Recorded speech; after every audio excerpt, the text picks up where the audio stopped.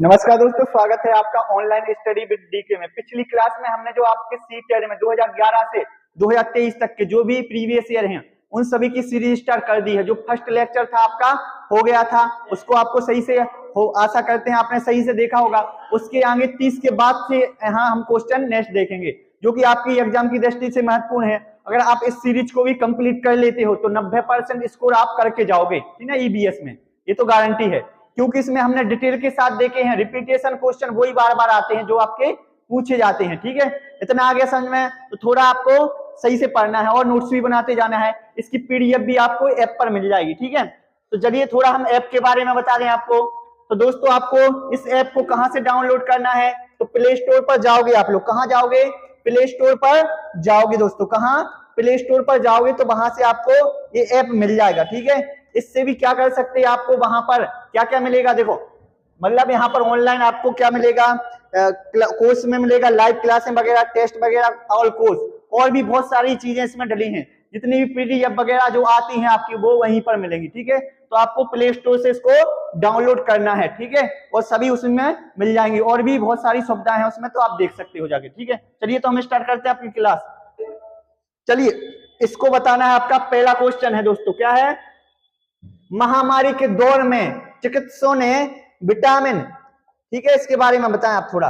तो आपको पता होगा अभी कोरोना आया था तो उसमें बोला था डॉक्टरों ने क्या बोला था, आपको विटामिन सी लेने की परामर्श दिया था। तो आपको बताना है विटामिन सी इनमें से सबसे ज्यादा किसमें होता है। तो थोड़ा यहां देखें विटामिन सी के बारे में, ठीक है।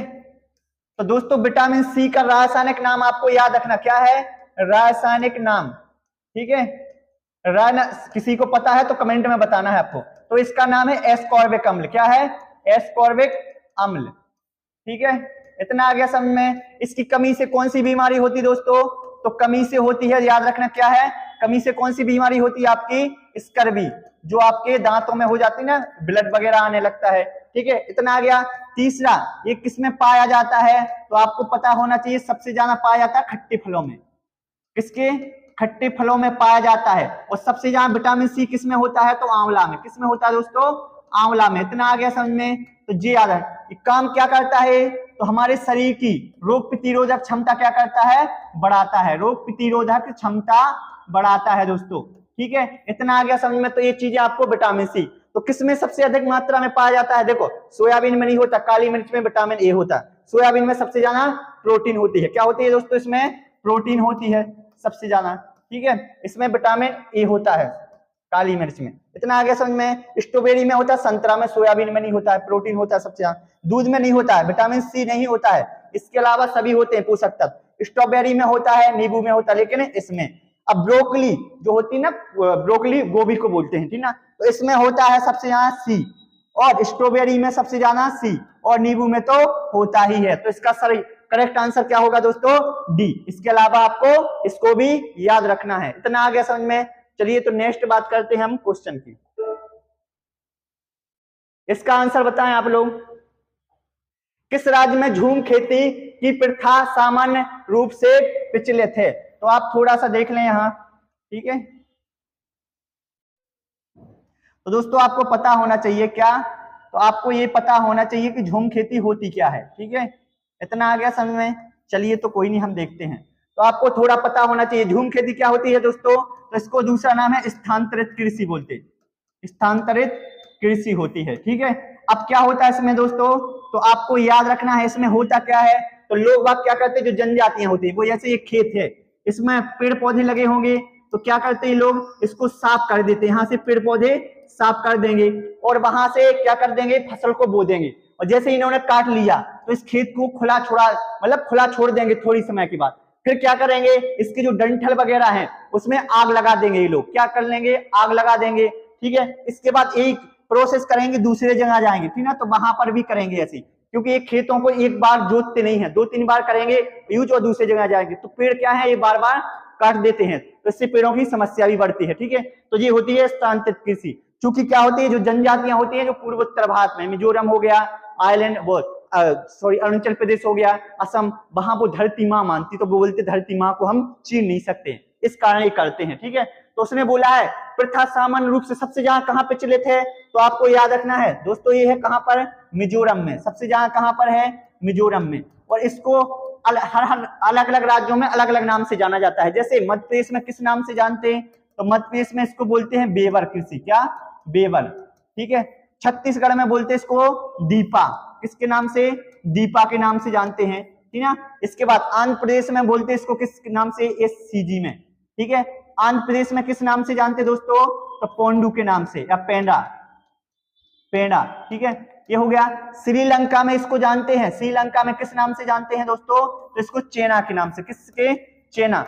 इसके बाद इंडोनेशिया में किस नाम से जानते हैं इसको, इंडोनेशिया में आपको याद रखना है किस नाम से जानते हैं इसको, लदांग, लदांग या लदांग, ठीक ना, अलग अलग नाम है। तो ये मध्य प्रदेश में बेवर, सीजी में दीपा, श्रीलंका में चेना, ठीक है। मिजोरम में तो मूल रूप से इसको इसी नाम से जानते हैं, ठीक ना। इतना आ गया समझ में। चलिए ये भी क्वेश्चन आपको याद रखना है, तो इसका आंसर क्या होगा, बी होगा। इतना आ गया। चलिए नेक्स्ट क्वेश्चन पर बात करते हैं। इसका आंसर बताएं आप लोग। दक्षिण भारत में मनाए जाने वाले फसल, मतलब जो साउथ में क्या होते हैं दोस्तों, तो कुछ साउथ के लोग रहते हैं, वो क्या करते हैं, तो समय समय पर जो फसलें कटती हैं तो उस समय कुछ त्योहार मनाते हैं, ठीक है। तो आपको बताना है, वैसे मनाते तो पंजाब में भी है, बैसाखी है, गुड़ी पड़वा पंजाब में मनाते, लेकिन उसने दक्षिण भारत में बोला है। तो कौन कौन से मनाते, देखो पोंगल बनाते हैं, कहां पर मनाते हैं, तमिलनाडु में, ठीक है। ये हो गया। इतना आ गया समझ में। अब यहाँ देखना, तो ये तो होता, लेकिन बिहू कहाँ मनाते हैं, असम में, तो ये उत्तर भारत का है, तो ये विकल्प तो कट जाएगा, ठीक है। तो ये हो जाएगा, कट जाएगा। बिहू इसमें भी है क्योंकि ये कहां पर है, तो असम में है, तो ये भी कट जाएगा। अब इसके बाद ओणम केरल में मनाते हैं, पोंगल तमिलनाडु में, उगादी भी कहां मनाते हैं, उगादी भी आपका यहाँ पर मनाते हैं, कहां पर, तो ये आंध्र प्रदेश में, ठीक है। और विशु भी केरल में मनाते, तो जो सही आंसर होगा सी होगा। क्यों, क्योंकि इसमें भी बिहू दिया है, जबकि बिहू कहां मनाते हैं, असम में, ठीक है। तो इसमें क्या होगा, तो इसमें होगा ओणम कहां मनाते हैं, ओणम केरल में, ठीक है। ओणम कहां मनाते हैं दोस्तों, ये केरल है आपका, केरल में, ठीक है। इसके बाद ये है कौन सा है, ये आपका है उगादी, उगादी कहां मनाते हैं, आंध्र प्रदेश में, ठीक है। इसके बाद कौन सा है आपका, ठीक है, ये पोंगल कहां मनाते हैं, पोंगल मनाते हैं तमिलनाडु में, पोंगल कहां मनाते हैं, तमिलनाडु में, ठीक है। और ये विशु कहां मनाते हैं, विशु भी कहां मनाते हैं, केरल में, विशु कहां मनाते हैं, केरल में, ठीक है। तो ये कुछ चीजें आपको याद रखना है। इसका आंसर क्या होगा दोस्तों, इसका होगा सही सी होगा। इतना आ गया। ये भी चीजें आपको याद रखना है, ठीक है। चलिए नेक्स्ट क्वेश्चन की बात करते हैं। इसका आंसर बताएं आप लोग। टेपियोका क्या होता है दोस्तों, तो आपको पता होना चाहिए। अलग अलग राज्य, एनसीईआरटी में दिया है किस राज्य में क्या खाया जाता है, वहां की रेसिपी फेमस, ठीक है। अब यहाँ देखो कुछ आपको पता होना चाहिए। ये आपका कौन सा है, टेपियोका, ठीक है। इस टाइप से होता है, जो शकरकंद देखा होगा, ठीक है। ये केरल में एक डिश फेमस है, क्या है, ये केरल में है, इस टाइप से होता है आपका, ठीक है। शकरकंद होता है, जैसे गाजर होता है, तो इसको बोलते हैं कसावा, ठीक है। इसको कसावा बोलते हैं। इसी से बनाया जाता है क्या, टेपियोका, क्या बनाया जाता है, टेपियोका। तो ये कहां पर फेमस है, तो ये है केरल में, ठीक है। तो यही पूछा उसने, ये रेसिपी है वहां की, ठीक है। तो इसका सही आंसर क्या होगा, तो इसका होगा बी, ठीक है। ये हो गया। इसके अलावा भी कुछ आपको याद रखना है। जैसे हमने बोला, अच्छा कचनार की सब्जी यूपी में क्या फेमस है, तो कचनार की सब्जी क्या है, ये बार बार आते हैं, कचनार की सब्जी बनाई जाती, फूल होते हैं, कचनार की सब्जी जो फेमस है वहां का, ठीक है। एनसीईआरटी के अकॉर्डिंग बता रहा है, ठीक है। इसके बाद है आपका जम्मू कश्मीर, कौन है, जम्मू कश्मीर और गोवा, ठीक है। इन दोनों में क्या फेमस है, तो यहाँ पर नारियल या सरसों के तेल में क्या, सरसों के तेल में तली मछली खाते हैं, तेल में तली मछली, ठीक है। ये कहां का है, मछली खाते हैं। लिंगहू फेन ये फेमस है, लिंगहू फेन, ठीक है। ये कई बार आ चुका है, क्योंकि ये क्या है, तो ये है तो हांगकांग में एक हांगकांग की रेसिपी है, और ये है क्या, रेसिपी, ठीक ना। और क्या है ये, तो याद रखना, ये लोग क्या करते हैं, सांप को विशेष प्रकार से पकाते हैं, उसी को खाते हैं, उसी को बोलते हैं लिंगहू फेन, ठीक है। इसके अलावा बोरा याद रखना क्या है, तो बोरा ये कहाँ का है, तो तो ये असम में है। ठीक है, असम में क्या है, विशेष प्रकार के चावल तले कर खाते हैं, गीले टाइप के। ठीक है, तो एक आपको याद रखना। तो इसका क्या है, दूसरा नाम क्या है, कसावा है। इसके अलावा इन चीजों को भी आपको याद रखना है। चलो इसका आंसर बताएं आप लोग। हांगकांग में निम्नलिखित में से कौन सी रेसिपी जो इंपोर्टेंट है, अभी बताया। हांगकांग में क्या है, लिंग हू फेन। क्या है दोस्तों, तो यहां पर आपको याद रखना है लिंग हू फेन। ठीक है, ये क्या है, इस सांप की सब्जी है, विशेष प्रकार से सांप की सब्जी। ठीक है, ये हो गया। तो ये कहां पर है, तो फेमस है, हांगकांग के लोग खाते हैं। चिंगचांग चुंग थी ना, जो चीन में है। ठीक है, उन लोगों की एक विशेष रेसिपी है। इससे कचनार बता दिया। ठीक है, ये आपको और भी याद रखना है। चलिए इतना आ गया समझ में। चलो नेक्स्ट बताएं आप लोग आंसर, इसका आंसर बताएं। अब यहाँ पर क्या है, कुछ पक्षी जो हैं, अलग अलग पक्षी हैं, वो अपनी चोंच का उपयोग उनको अलग अलग टाइप से दिया गया ताकि वे अपने अकॉर्डिंग, जैसे किसी की घुमावदार चोंच होती है ताकि वो कुतर सके, किसी की लंबी होती है, पेनी होती है, ठीक है, ताकि वो मछलियों को कीचड़ से पकड़ सके। तो वही होता है। ठीक है, उसने बोला है पक्षी को मीट को काटने के लिए, तो याद रखना है, जैसे मीट को काटने के लिए मांसाहारी पक्षियों की चोंच कैसी होती है, हुक के समान। हुक के समान कैसी होती है, हुक के समान। ठीक है, अब इसमें आता कौन है, तो याद रखना कौन है, तो चील हो गया, बाज हो गया, चील बाज। ठीक है, और ये गिद्ध हो गया। इतना आ गया समझ में, ये है, इतना हो गया।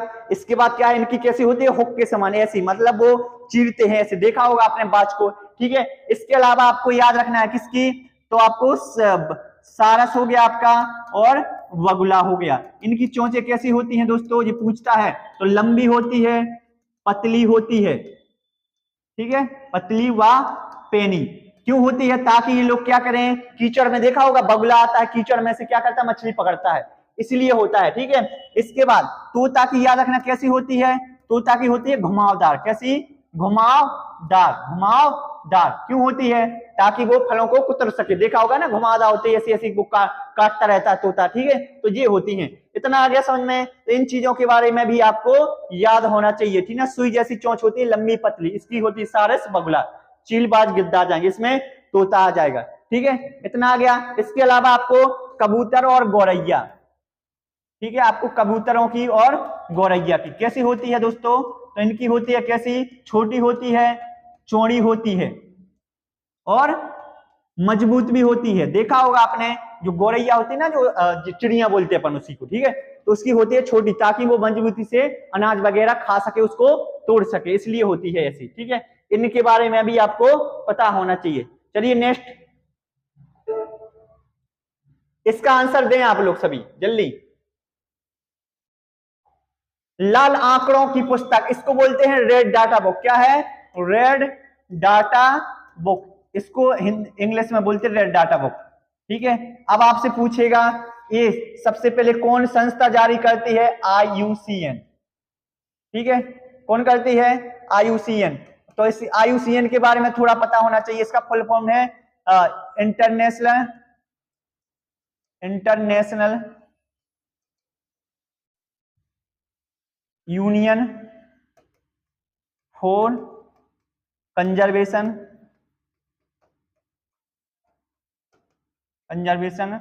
नेचर। ठीक है, ये होता है इसके IUCN की। IUCN की स्थापना कब हुई थी, याद रखना 1948 में। ठीक है, इसका मुख्यालय क्या है, IUCN का, क्योंकि ये भी पूछेगा कि रेड डाटा बुक कौन जारी करता है, IUCN।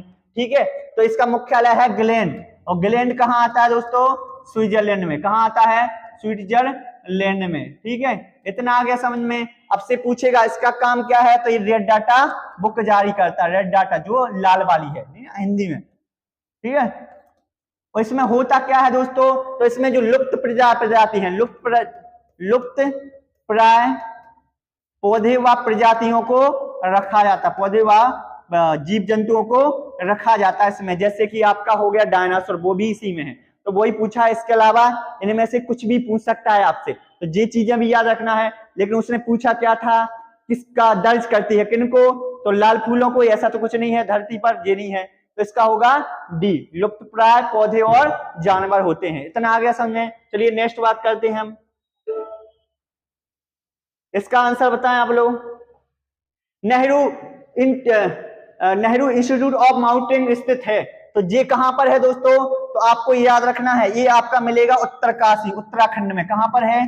तो ये मिलेगा आपको उत्तराखंड में।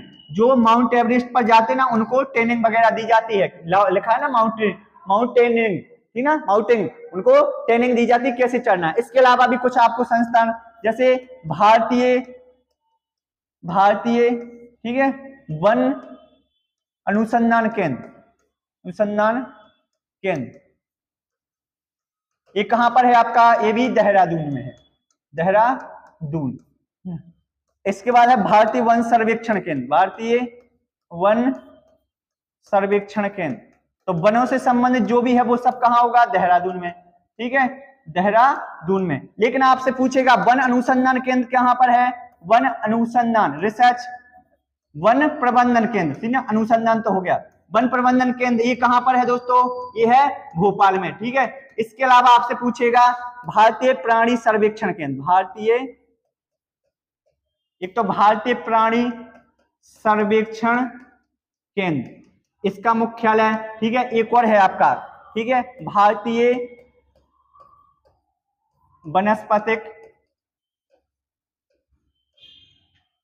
सर्वेक्षण केंद्र,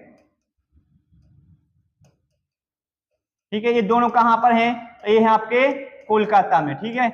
इनके बारे में भी आपको याद रखना, ठीक है। तो ये सर्वेक्षण केंद्र ये हो गया, ठीक है, प्राणी हो गया, ये कोलकाता में है, ठीक है। ये भारतीय, इसको काट देना थोड़ा, ठीक है। भारतीय वन अनुसंधान केंद्र कहाँ है? देहरादून में। प्रबंधन केंद्र भोपाल में है। भारतीय प्राणी सर्वेक्षण केंद्र कोलकाता में। वनस्पतिक सर्वेक्षण केंद्र भी कोलकाता में है। इतना आ गया समझ में, ठीक है, इतना हो गया। चलिए नेक्स्ट आंसर, तो इसका आंसर क्या था? जे। इसके अलावा जे भी आ जाए तो इनको भी लगा देना। इसका आंसर बताएं आप लोग। निम्नलिखित में से परजीवी पौधा, आपको कुछ चीजें याद होना चाहिए। पौधे कुछ अलग अलग प्रकार के होते हैं। एक तो होते हैं स्वपोषी, ठीक है, और एक होते हैं आपके परपोषी, एक होते हैं आपके मृतोपजीवी, ठीक है। इसके अलावा होते हैं आपके कीटभक्षी,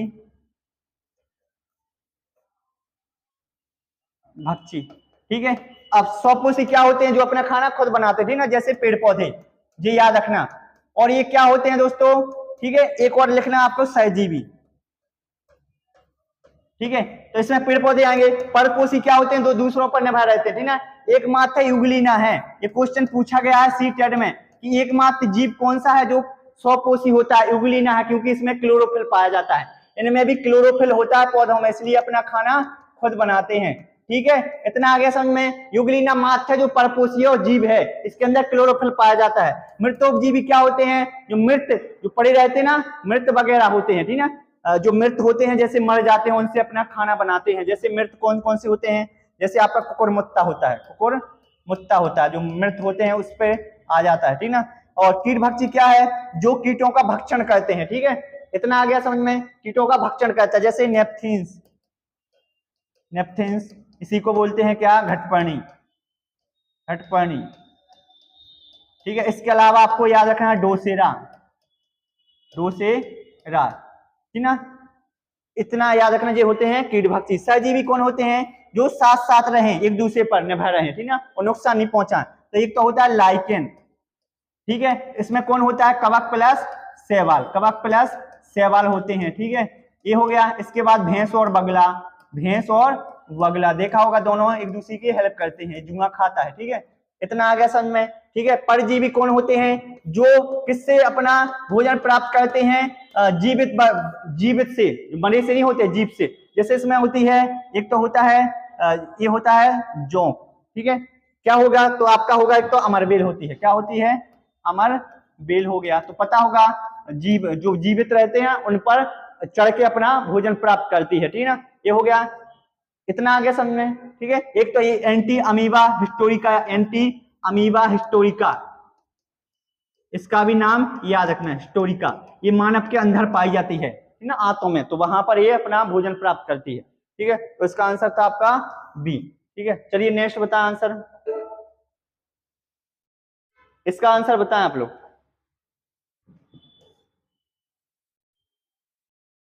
ठीक है।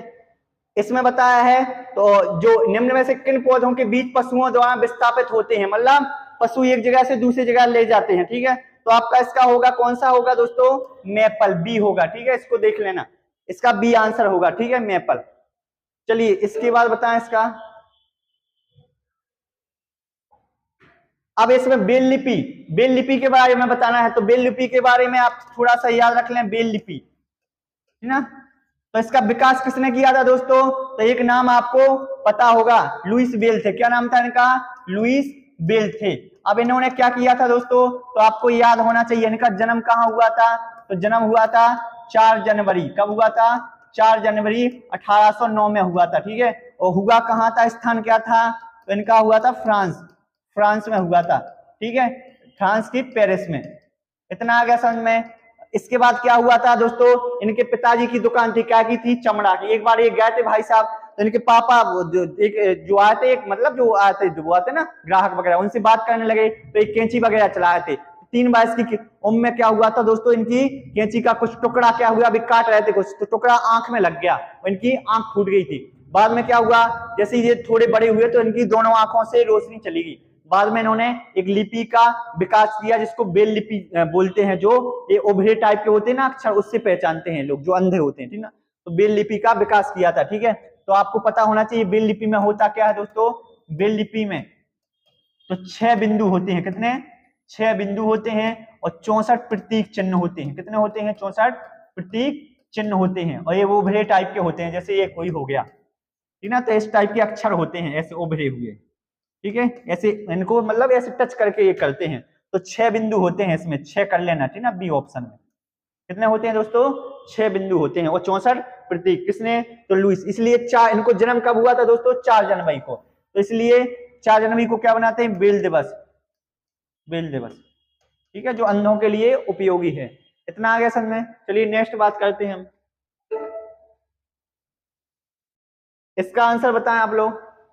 हमारे देश में आपको पता होगा, हमारे देश में क्या विविधता अलग है, अलग अलग टाइप के क्या पाए जाते हैं, चट्टाने पाई जाती हैं, ठीक ना। कुड़प्पा हो गया, धारवाड़ हो गया, तो हर टाइप के हर राज्य में अलग अलग खनिज मिलते हैं। तो वही बोल रहा, कुछ राज्यों में आपको खनिज याद रखना, जैसे उड़ीसा में क्या क्या होता है दोस्तों, जो बार बार क्वेश्चन आते हैं। उड़ीसा में सबसे ज्यादा होता है एक तो लोहा, पूरे भारत में लोहा मिलता है यहाँ पर। एल्यूमिनियम मिलता है, एल्यूमिनियम मिलेगा आपको सबसे ज्यादा, ठीक है। इसके बाद मैंगनीज मिलेगा, मैंगनीज हो गया आपका, और बॉक्साइट हो गया, ये सबसे ज्यादा आपका मिलता है उड़ीसा में, ठीक है। और दूसरा आपको याद रखना झारखंड में, झारखंड, तो झारखंड में क्या होता है सबसे ज्यादा, तो कोयला कैसा करते हैं, झाड़ते हैं, फैल जाए, कोयला हो गया, यूरेनियम हो गया, ठीक है। ये सभी कहाँ मिलते हैं, झारखंड में। तीसरा है आपका कौन सा है, तो तीसरा आपको याद रखना कर्नाटक में। कर्नाटक में क्या की खाने हैं सबसे ज्यादा, सोना, सोना मिलता है यहाँ पर, ठीक है। कोलार खान है वहां की, केजीएफ मूवी देखी होगी, वो इसी पर बेस है, ठीक है। इसके अलावा आपको याद रखना राजस्थान, राजस्थान में क्या होता है दोस्तों सबसे ज्यादा, तो टंगस्टन हो गया ना, टंगस्टन सबसे ज्यादा होता है, ठीक है। इसके बाद आपको आंध्र प्रदेश याद रखना, आंध्र प्रदेश में क्या होता है दोस्तों सबसे ज्यादा, अभ्रक, क्या होता है, अभ्रक का उत्पादन होता है, ठीक है। इसके अलावा आपको एक ये आपका केरल, केरल में क्या होता है दोस्तों, तो यहाँ से मोनोजाइट जो रेत है, मोनोजाइट रेत से थोरियम निकाला जाता है, ठीक है। ये कहां पर है, तो केरल में। इनके अलावा भी आपको ये चीजें पता होनी चाहिए, ठीक है। तो इसका आंसर क्या होगा हमारा, उड़ीसा में एल्यूमिनियम सबसे ज्यादा मिलता है। इसके अलावा ये हैं आपके, तो इनको भी आपको नोट करते जाना है, ठीक है। इसका आंसर बताएं आप लोग। पारंपरिक तरीके से जल संग्रहण के लिए हमारे देश में उपयोग की जाने वाली संरचना क्या है, मतलब जो जल संग्रहण करने के लिए पहले हम क्या करते थे दोस्तों, तो ट्यूबवेल, बावड़ी, बोरवेल, हैंडपंप। तो आपको पता होना चाहिए बावड़ी या तालाब वगैरह होते, बावड़ी इस टाइप की होती हैं। तो देखा होगा आपने दोस्तों, इन पर सीढ़ी लगी रहती है, ठीक है, उतरने के लिए। इस टाइप से पानी भरा रहता है इनके अंदर, ठीक है। इनको बोलते हैं बावड़ी। तो ये लोग ऐसी बनाते थे जैसे सिंधु घाटी सभ्यता में, ऐसे टाइप में, ठीक है। उसमें पानी का संग्रहण करते थे, उसी में नहा वगैरह थे, यूज भी करते थे, ठीक है ना। तो पारंपरिक रूप से क्या करते थे यूज, बावड़ी, ट्यूबवेल वगैरह तो अभी आए जो कि जल स्तर को कम कर रहे हैं। इतना आ गया समझ में। तो इसका सही आंसर क्या होगा दोस्तों, बी।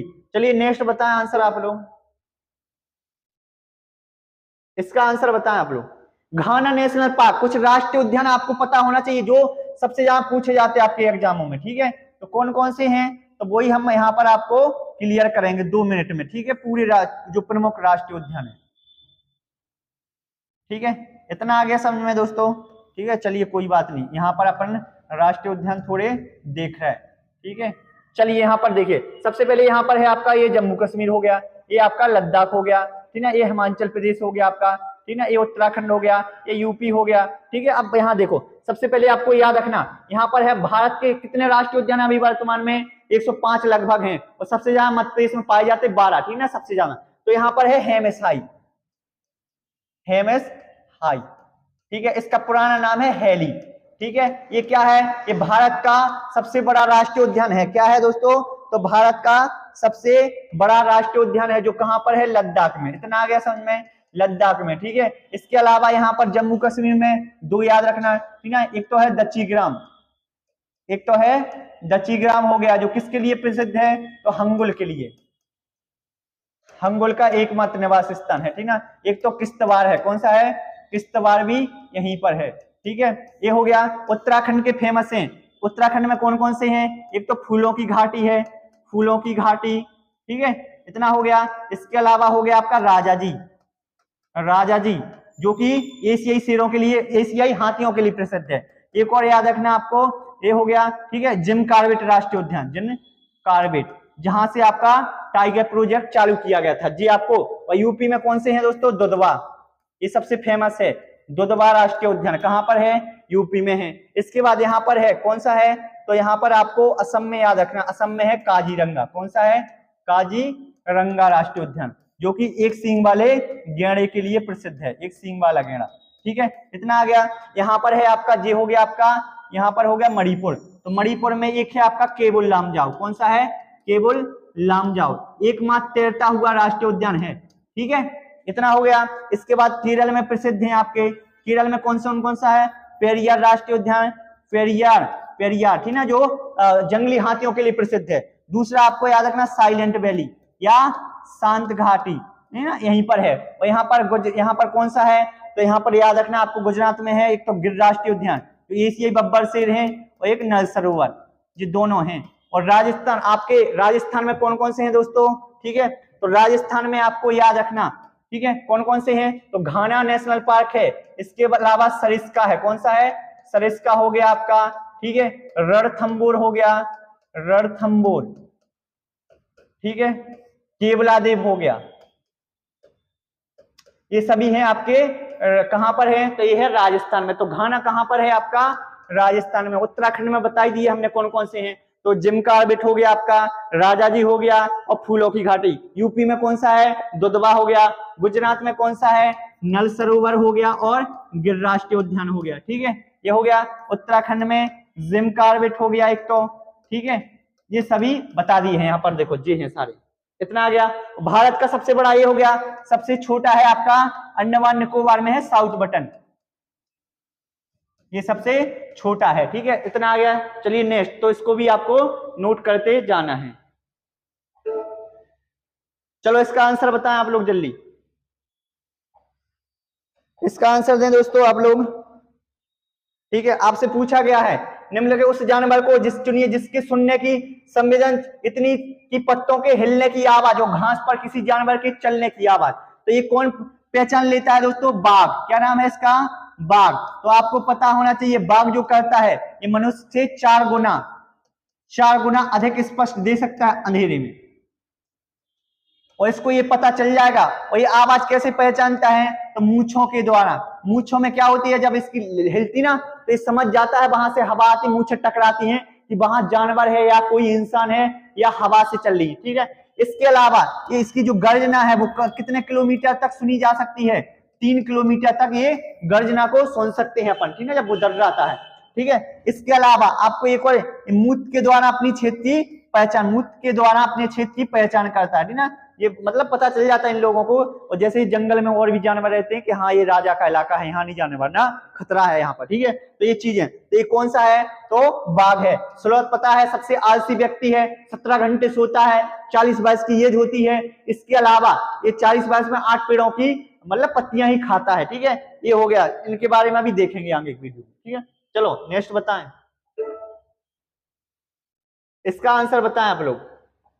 उस पक्षी का नाम बताइए जो आंख मानव की तरह सामने की तरफ होती है, सामने की तरफ, ठीक ना। तो ये है कौन सा, अपना उल्लू। उल्लू याद रखना, ये क्या करता है, ये पूरा घूम जाता है, घुमाता है लगभग 360 डिग्री, ठीक ना। आपने देखा होगा उल्लू, क्वेश्चन आएगा वह कौन सा पक्षी है जो अपनी गर्दन को पूरा घुमा लेता है, पूरा नहीं मतलब 360 नहीं घूमती है, 270 के प्लस घूमती है, ठीक ना। तो उल्लू है। और चील याद रखना, चील क्या करते हैं, 4 गुना स्पष्ट, 4 गुना अधिक दूर, मनुष्य 4 गुना अधिक दूरी तक वो स्पष्ट देख सकते हैं ये लोग, ठीक ना। चील हो गया, बाज हो गया, गिद्ध हो गया, इसके बाद बाज हो गया, ठीक है, शिकार करते हैं, और गिद्ध भी यही है, ठीक ना। तो ये आपको उल्लू को याद रखना है, ठीक ना। और चील क्या कहती है, सबसे ऊंचे पेड़ पर घोंसला बनाती है, सबसे ऊंचे पेड़ पर अपना घोंसला बनाती है, ठीक ना। सबसे ऊंची डाली पर कौवा बनाता है। ये हो गया, इनके बारे में थोड़ा याद रखना है आपको।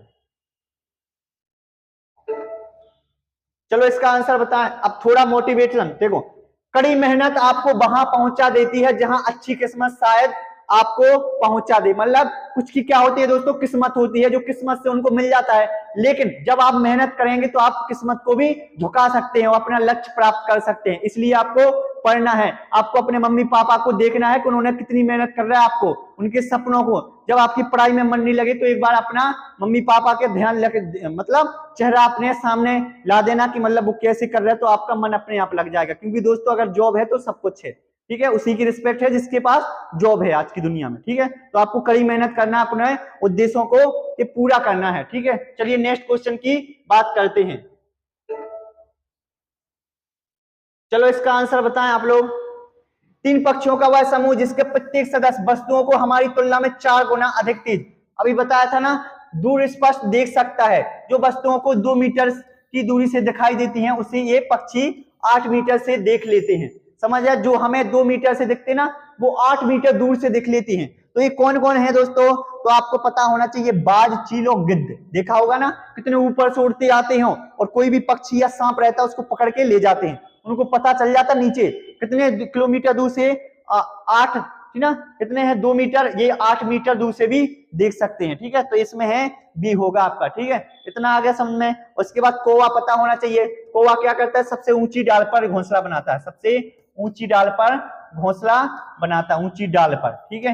ये हो गया, इतना याद रखना। कबूतर वगैरह ये अलमारी के पीछे बनाते हैं घरों में, ठीक है। इसके बाद गिद्ध हो गया, कबूतर, तोता, है ना, इनके बारे में थोड़ा याद रखना, ठीक ना। इसका आंसर क्या होगा, बी होगा। चलिए नेक्स्ट आंसर बताएं आप लोग। इसका आंसर बताएं आप लोग। अंडमान के द्वीपों में सुनामी, देखो कुछ प्रमुख सुनामी है जो आई थी भारत में, ठीक है, क्वेश्चन वहां से बनते हैं। तो आपको कुछ आपदाएं याद रखना, कौन कब आई थी, वो कहां आई थी, ठीक है। तो पहली आपको याद रखना कौन सा, जो पहली त्रासदी हुई थी कौन सी है, हिरोशिमा में, जापान का हिरोशिमा शहर था, हिरोशिमा, ठीक है। ये 6 अगस्त 1945 को, ठीक है। इसमें किसने बम फेंका था दोस्तों, तो याद रखना अमेरिका ने फेंका था जापान पर, परमाणु बम से बहुत सारे लोग मर गए थे इसमें, ठीक है। इसके अलावा उस बम का नाम क्या था, तो लिटिल मैन था। कौन था, लिटिल मैन। और किसने फेंका था, ये अमेरिका में। ये शहर किसका था, और जापान का, ठीक ना। एक नागासाकी, दूसरा इन्होंने परमाणु बम फेंका था, ठीक ना, नागासाकी। 9 अगस्त, ये नोट करना, यहीं से क्वेश्चन बनेगा, 1943 में, ठीक है। इसके बाद इसका नाम क्या था, फैटमैन। पहले लिटिल मैन भेजा था, फिर भी नहीं मान रहा था जापान, तो फैटमैन पूछा, ठीक ना। इसके अलावा चेरनोबिल त्रासदी, चेरनोबिल त्रासदी, ये कहां हुई थी दोस्तों, तो त्रासदी, ठीक है, ये हुई थी कहां, ये पूछता है यूक्रेन में। कहां पर अभी वार चल रहा है यूक्रेन और रसिया का, कब हुई थी, 1986 में, याद रखना आपको, ठीक ना। फुकुशिमा त्रासदी हुई थी, फुकुशिमा त्रासदी हुई थी, ये हुई थी 2011 में, ठीक ना। ये डायरेक्ट क्वेश्चन बनेंगे, और ये कहां के है, जापान में, ठीक है। इसके अलावा आपको याद रखना, ये हो गया। इसके अपना कच्छ का भूकंप, इसमें भी लोग मारे गए थे, ठीक ना। ये कब आया था, 2001 में, ठीक है। इतना हो गया। और जो सबसे इंपोर्टेंट है, 2004 में आया था, क्या नाम था इसका, तो ये त्रासदी आई थी अंडमान निकोबार द्वीप समूह में, अंडमान निकोबार। इंडोनेशिया वगैरह हो गया, थाईलैंड वगैरह हो गया, मतलब ये वाला जो भारत का पोर्शन है, यहाँ वाला जे वाला, ठीक है, यहाँ आई थी 2004 में। इससे हमारा जो दक्षिण बिंदु है कौन सा है, इंदिरा पॉइंट, वो भी खत्म हो गया था, ठीक है, उस समय।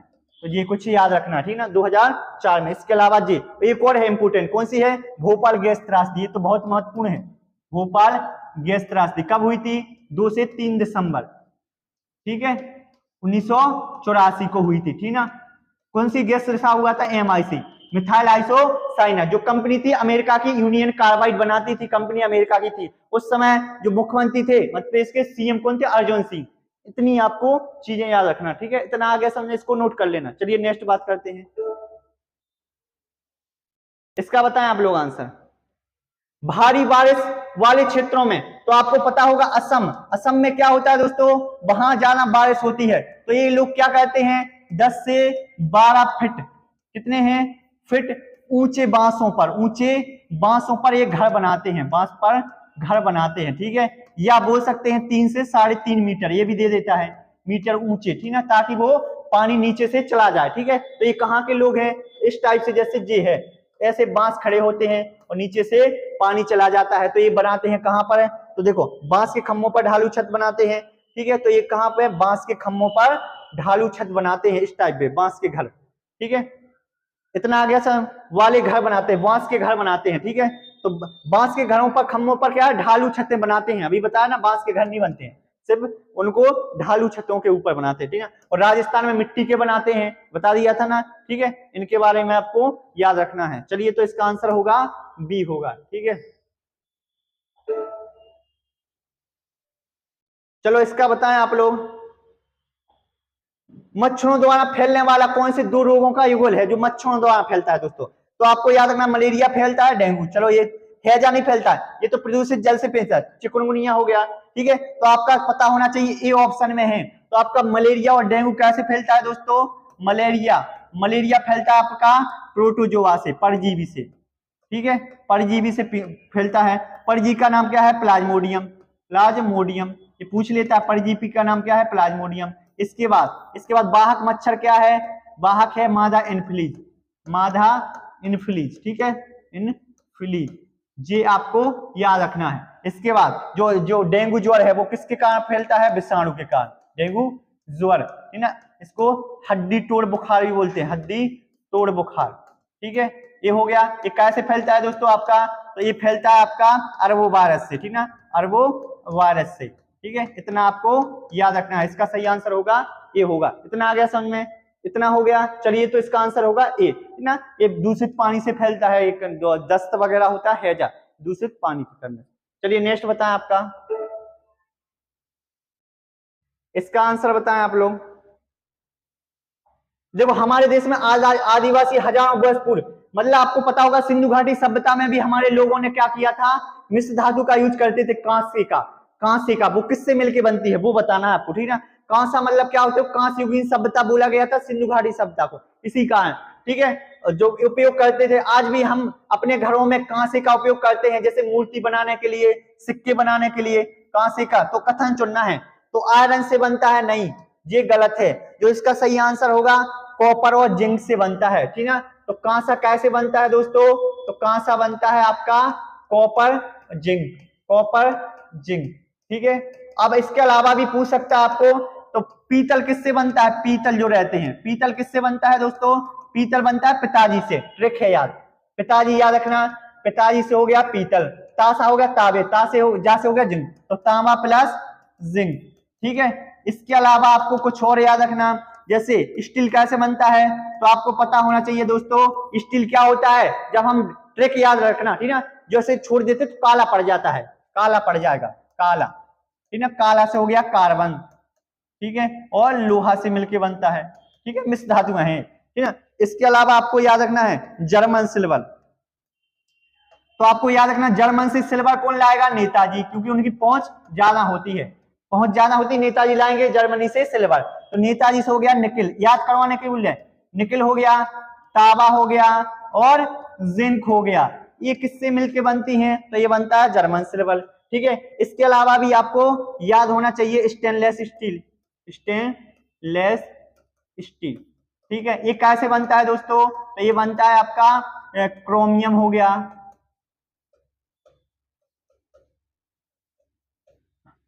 लोहा हो गया और निकल हो गया, ये बनता है आपका स्टेनलेस स्टील। तो इतनी में से आ जाएगा, ठीक है। तो इतनी चीजें आपको इसके अलावा भी ये याद रखना है, ठीक है। इतना हो गया। चलिए, तो इसका आंसर क्या होगा दोस्तों? कॉपर और जिंक की मिश्र धातु है, सी होगा, ठीक है। चलो नेक्स्ट बताएं आंसर, इसका बताएं आप लोग आंसर। हमारे देश उन 3 राज्यों का समूह बताइए जो समुद्र तट के अरब सागर पर है। कल बोला था बंगाल की खाड़ी में आया था क्वेश्चन, अब पूछ लिया उसने अरब सागर में। तो अरब सागर में देखें आप लोग थोड़ा, ठीक है। तो यहां पर हमने बताया था अरब सागर है, ठीक है। और ये आपका यहां पर है बंगाल की खाड़ी, बंगाल की खाड़ी, ठीक है। अब आपसे पूछ लिया अरब सागर 4, तो ऐसे 9 राज्य हैं। तटीय राज्य कितने हैं जो समुद्र के किनारे हैं? 9 हैं। इस पर 5 है, ये पश्चिमी तट है, ये पूर्वी तट है। तो कौन कौन से हैं? यहाँ पर गुजरात हो गया आपका, ठीक है। इसके अलावा ये हो गया आपका महाराष्ट्र हो गया, ठीक है, ये हो गया। इसके बाद यहाँ पर हो गया कर्नाटक हो गया आपका, ठीक है। इतना हो गया, कर्नाटक आ गया समझ में, ये कर्नाटक हो गया, ठीक है। और यहाँ पर है थोड़ा सा गोवा, गोवा। और ये है आपका केरल। ये हो गया, कहां पर है? ये है सब अरब सागर में। अब यहाँ पर कौन है? तमिलनाडु, तमिलनाडु, ठीक है। इसके बाद यहाँ पर है आपका आंध्र प्रदेश हो गया, ठीक है, ये हो गया। इसके अलावा यहाँ पर उड़ीसा हो गया ना, उसके अलावा यहाँ पर पश्चिम बंगाल हो गया, ठीक है। तो ये है, पूछा क्या है उसने। अब आपसे पूछ ले कि उसने बोला है अरब सागर के किनारे कौन से हैं, देख लें आप लोग अरब सागर में कौन से मिलते हैं। गुजरात ए पेयर जहां होगा, देखो केरल क्या होगा? हाँ। कर्नाटक नहीं है, क्योंकि कर्नाटक कहाँ? हाँ कर्नाटक है। महाराष्ट्र भी है, ठीक है। देखो कर्नाटक है, महाराष्ट्र है और केरल भी है जी। और इसके बाद क्या है? तो ये तमिलनाडु नहीं होगा क्योंकि पूर्वी तट पर है, ये यहाँ पर है, कहां पर है? बंगाल की खाड़ी में। तो ऑप्शन क्या होगा? ए। आपसे जे भी पूछ सकता है बंगाल की खाड़ी में कौन से हैं, तो ये याद रखना है इतना। एक क्वेश्चन आपका यहां से आएगा, पक्का आएगा, ठीक है। तो इसका ऑप्शन होगा ए। इसके अलावा जे हैं आपके राज्य, ठीक है। चलिए इसका आंसर बताएं आप लोग। अब आपको उस वैज्ञानिक का नाम बताइए जिसने क्या मटर के पौधों पर क्या किया था? परीक्षण किया था और बताया था कि कुछ जो अनुवांशिक संबंधी है, अनुवांशिक होते ना, कि मतलब जब बच्चे का जन्म होता है तो कुछ लक्षण चले जाते हैं। जैसे कोई के पिताजी क्या होते हैं? छोटे, तो बच्चे की हाइट भी है। ऐसे इन्होंने बनाया था। ये किसने बताया था? जॉन मेंडल, याद रखना, ग्रेगोन मेंडल ने, ग्रेगोन मेंडल, ठीक है। मेंडल ने बताया था किसके बारे में? अनुवांशिकी। मतलब इनका जन्म याद रखना कहाँ हुआ था? तो जन्म हुआ था 1822 में, ऑस्ट्रिया में हुआ था। कहां पर? ऑस्ट्रिया। इन्होंने परीक्षण किस पर किया था? तो याद रखना, ये पूछ सकता है, एनसीईआरटी में दिया है। इन्होंने 28,000 पौधों पर परीक्षण किया था। कितने? 28,000 पौधों पर, ठीक है, परीक्षण किया था। और उसी में से एक था मटर का पौधा, उसी के बारे में बताया था। क्षेत्र कौन सा था इनका? तो अनुवांशिक संबंधी, अनुवांशिकी, ठीक है। इनके बारे में थोड़ा याद रखना। इसके बाद इनके चार्ल्स डार्विन कौन थे? इन्होंने विकासवाद का सिद्धांत दिया था, जैव विकासवाद, ठीक है, जीवों की विकास कैसे होता है। और जो जीव भारी, मतलब जो जीव क्या होता है, तो वो दूसरी जीव पर क्या कर लेता है? अपना स्थापित, जो ताकतवर होता है। जंगल राज के बारे में बताया था, ठीक ना, ये है इनके बारे में। इन्होंने स्वामीनाथन ने, पता होगा, 1965-66 में क्या लाए थे? हरित क्रांति लाए थे भारत में, ठीक ना, इसलिए इनको हरित क्रांति का जनक भी बोला जाता है। पंजाब में सबसे पहले लागू, खाद्यान्न उत्पादन से संबंधित है, तो इनका स्वामीनाथन का याद रखना, ठीक है। चलिए नेक्स्ट, तो इसका आंसर क्या होगा दोस्तों? बी होगा। चलो नेक्स्ट बताएं आंसर, इसका आंसर बताएं आप लोग। उस मतलब अन्य से 3 से भिन्न कौन है? झील इनमें से बताएं। तो आपको झील पता होगा, पानी से संबंधित है, तालाब भी है, झरना भी है। तो अलग कौन सा होगा इसका? बी होगा, पर्वत होंगे इसके अलग, ठीक है। तो इसका आंसर क्या था दोस्तों? बी था। चलो नेक्स्ट बताएं आंसर आप लोग, इसमें बताएं इसका आंसर, ठीक है। आपको बता हुआ पक्षी जो दृष्टि इतनी तेज होती है कि वह हमारी तुलना में वस्तुओं को 4 गुना अधिक दूरी से स्पर्श देख सकता है। तो बताया था अभी, कौवा नहीं, ये तो नहीं होगा, उल्लू वगैरह नहीं, ये रात में देखता है, इनको रात्रिचर वो बोलते हैं पक्षी वगैरह। कौवा सबसे पेड़ की ऊंची डाल पर घोंसला बनाता है। इनमें से होगा चील, चील और गिद्ध होगा। इसके बाद चील गिद्ध हो गया, ठीक है। इनको आपको याद रखना है, ये कितनी 4 गुना ऊपर से भी अपन को देख सकते हैं। कलचिड़ी के बारे में याद रखना, ये क्या है? मुलायम पत्थर में अपना घोंसला बनाती है, मुलायम घोंसला बनाती है, किसके बीच? पत्थरों के बीच, ठीक है, पत्थरों के बीच, ये हो गया। ठीक है, इसके अलावा ये इसको बसंत गौरी कहाँ बनाती है? तने में, पेड़ों के तने में। ठीक है, तो इनके बारे में भी थोड़ा याद रखना। इतना आ गया। चलिए नेक्स्ट आंसर बताएं आप लोग। तो इसका क्या होगा? इसका होगा बी होगा। ठीक है, चलो इसका आंसर बताएं आप लोग। ठीक है, ये थोड़ा इसका मिसप्रिंट है, इसका बताएं आंसर आप। चलो इसका बताएं आप लोग। स्लोथ के विषय में आपको बताना है। स्लोथ क्या होता है दोस्तों? तो छोटा भालू जैसा होता है, आकार कैसा होता है? भालू के समान होता है। ठीक है, छोटा सा होता है, हमेशा ये लटका रहता है, और सबसे आलसी जो जानवर होता है यही होता है। ठीक है, दिन में 17 घंटे सोता है। कितने होता है? 17 घंटे सोता है, और एक पेड़ पर, और 40 सालों में ये 8 पेड़ों पर रहता है सिर्फ। समझ रहे ना? 8 पेड़ों की पत्तियां खाता है 40 साल तक। इसके बाद सप्ताह में एक बार ये सोच के लिए नीचे आता है। मतलब ये कितना आलसी होता है आप बता सकते हो। ठीक है, तो क्या होता है? 17 घंटे सोता है। ठीक है, इसके बाद जीवन 40 वर्ष का होता है, और 40 वर्ष में ये 8 पेड़ों के ही पत्तियों को खा जाता है पूरा। ठीक है, तो इसी के बारे में आपको बताना है। देखो, स्लोथ 20 घंटे पेड़ पर उल्टे सिर्फ लटक कर तो रहता है, लेकिन 20 नहीं रहता। कितना होता है? 17। तो ये नहीं होगा। स्लोथ जिस पेड़ पर रहता है उसी के पत्ते खाकर अपना पेट भरता है। हाँ, तो ये सही है। ठीक है, कहीं जाने की आवश्यकता नहीं होती। जब उसके बढ़ा जाएंगे फिर दूसरे पर जाएगा। ठीक है ना, तो ये बी क्या है? सही होगा। सी क्या होगा? लगभग 20 वर्ष होती है। नहीं, ये कितना होता है? लगभग 40 वर्ष तक जीता है। ठीक है ना, तो ये भी आपका गलत होगा। इसका सही ऑप्शन क्या होगा? केवल 2 होगा। ठीक है, इतना आ गया समझ में। चलिए नेक्स्ट आंसर बताएं आप लोग। ये आते हैं आपके स्लोथ के बारे में, हाथी के बारे में। ठीक ना, बाघ वगैरह, इनकी विशेषताएं पूछी जाती हैं। चलो इसका आंसर बताएं आप लोग। क्या बोला गया है दोस्तों? तो नीचे कुछ क्रियाकलाप दिए गए हैं, इसमें बताना है आपको। ठीक है, नीचे लोगों में कुछ क्रियाकलाप दिए गए हैं। खानों का उत्खनन, बागों का निर्माण, बाजार में बेचने के लिए पत्तियां, ठीक है, गिरे हुए पत्ते। तो इसमें बताना है कि, मतलब ये पूरा नहीं है क्वेश्चन, इसमें आगे था कि ऐसे इनमें से कौन सी रीजन है जिससे सबसे ज्यादा पेड़ क्या होते हैं? पेड़ों की क्षति होती है। तो रीजन बताना है सबसे ज्यादा। ठीक है, तो कौन सा होगा? देखो, खानों का उत्खनन करोगे तो ज्यादा होंगे। ठीक है, क्योंकि जब वहां पेड़ वगैरह काटे जाएंगे, ठीक है, जैसे जंगल कटते हैं, कोई खनिज वगैरह होता है, तो इससे भी क्या होंगे? पेड़ कम होंगे। और बांधों का निर्माण करोगे, बड़े बड़े बांध बनते हैं वहां से, तो ये 2 रीजन तो सबसे ज्यादा है ही।